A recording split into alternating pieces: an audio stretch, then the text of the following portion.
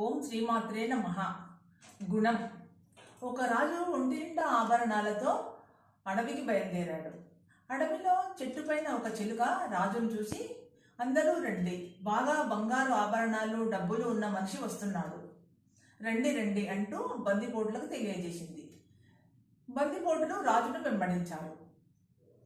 రాజు ప్రాణభయంతో పరుగు పెట్టారు.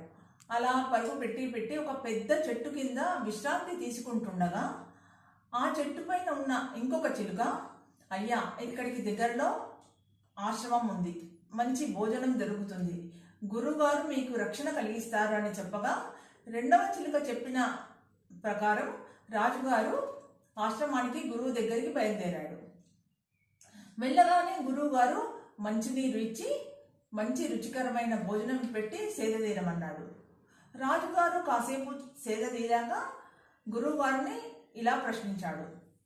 స్వామి, నేను బయలుదేరగానే మొదటి చిలుకనేమో ప్రాణభయం కలిగించింది, రెండవ చిలుక ప్రాణ రక్షణకు మార్గం చూపించింది.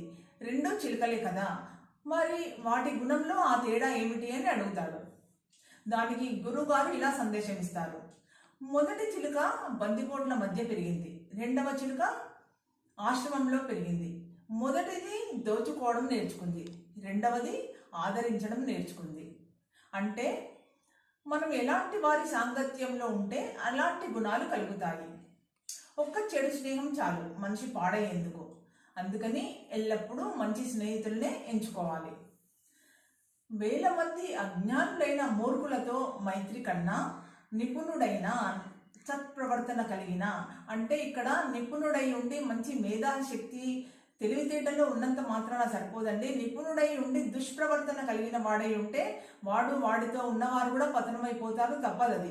అందుకని నిపుణుడైన సత్ప్రవర్తన కలిగిన ఒక జ్ఞానిని కలవడం చాలా మంచిది అని శ్రీరామచంద్రుల వారు గ్రహించమని చెప్పారు అని గురువు గారు సందేశం ఇచ్చారు. జై శ్రీరామ్.